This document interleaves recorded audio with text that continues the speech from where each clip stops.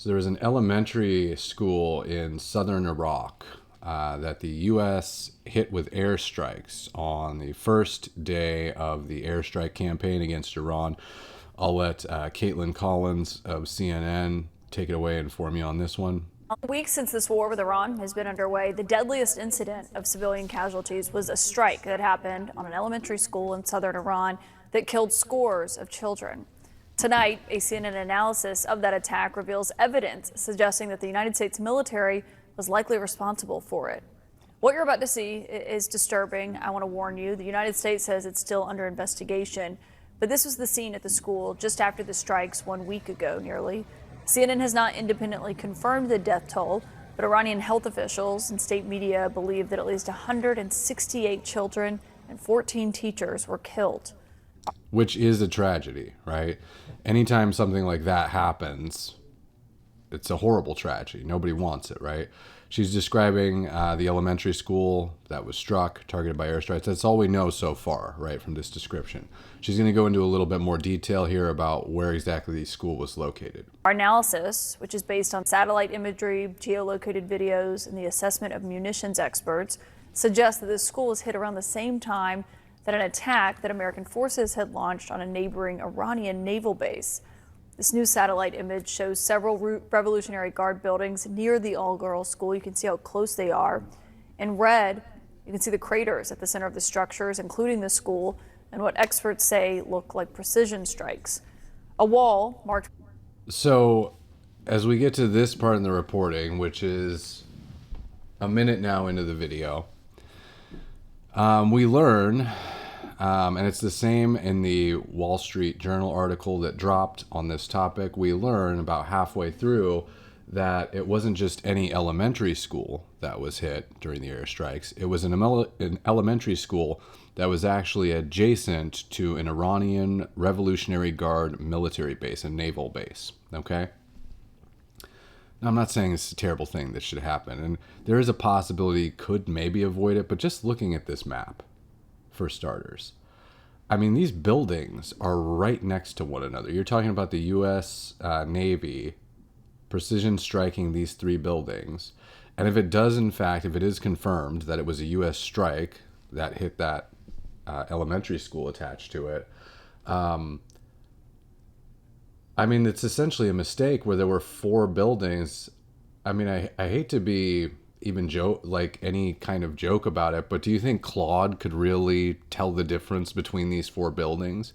Now, apparently the only separation here, they did a little bit of reporting as recently as 2015, the school was actually on the naval base. So it was a part of the naval base, right? And then I guess around 2016 or so, they built a wall, like a retaining wall between the two structures, all right? And I guess I'm not here to debate whether, we could have avoided it. What I'm here to debate is the fact that all of these articles about it are labeling it as the U.S. striking an elementary school in southern Iran. None of them within the headlines go into these details that it was actually part of the naval base that was being struck at the time, right? Here's my response on Twitter. So Glenn Beck was the person that brought the article to my attention initially. This was first in a Wall Street Journal article where it's sort of the same thing. It takes you about 3/4 of the way through the article. Here it is. Analysis suggests school was hit amid U.S. strikes on Iranian naval base. It takes you about 3/4 of the way through the article to get to this part. The school at one point was part of the Revolutionary Guard's naval base, according to satellite images from 2013. Roads had led from other areas of the base to the school building that was struck on Saturday. By September 2016, satellite images show the same building was partitioned off and was no longer connected to the base. Which I understand, but that's really, really tricky. So, I replied to him here, said probably don't build a school in an old Revolutionary Guard naval base building, though. And someone, to be fair, points out that a lot of U.S. bases have schools in them, which I understand, but there are some stark differences between those. So in U.S. schools in or around naval bases. Those are typically built in separated military housing areas if they exist. They're there for the families of military that live on base to be able to accommodate the children studying during the year. There's no doubt in my mind that if the U.S. were engaged in any type of threats from an enemy that was formidable enough to attack us, let's say Russia or China, something like that, right? And they were threatening us off of our coast, bringing, I live in San Diego, right? If Russia was just off of our coast, bringing warships in there, I can guarantee you that any schools on site at a naval base would immediately be evacuated, right? So my question is, why were they still continuing school in this elementary school that was, I don't even want to say adjacent because it used to be a part of the structure. They're essentially continuing school in this naval base, basically. And that's the difference, is the Iranian regime builds these types of schools in or around very close to actual military targets, right? Which makes it difficult for the military to separate the targets from the civilians, and that's kind of the point. So again, I'm not excusing it. It is a terrible tragedy, but to put the headline out there that the U.S. has struck an elementary school in southern Iran without adding this context makes it sound like we're just willy-nilly shooting elementary schools in southern Iran. It doesn't give you the context. We were actually striking a military base. We hit buildings 1, 2, 3, and then 4 we maybe didn't realize was an elementary school. This is a little bit of footage of some of the Tomahawk missiles that people are saying hit that school. I don't think this is a direct hit on the school. It's a video of at least one Tomahawk hitting one of those Revolutionary Guard buildings in the naval base. That's tough. I'm gonna check the chat. Okay. No longer part of the base. Yeah, it was no longer part of the base, but I mean, it's, just because you build a wall, a small retaining wall between two of these structures, I don't think they even should have had the friggin' school there in the first place. Absolutely was a mistake. There's no reason that someone's saying, someone's just, trying to heckle me a little bit here, but they're saying that a drone can hit a tiny target, which is true.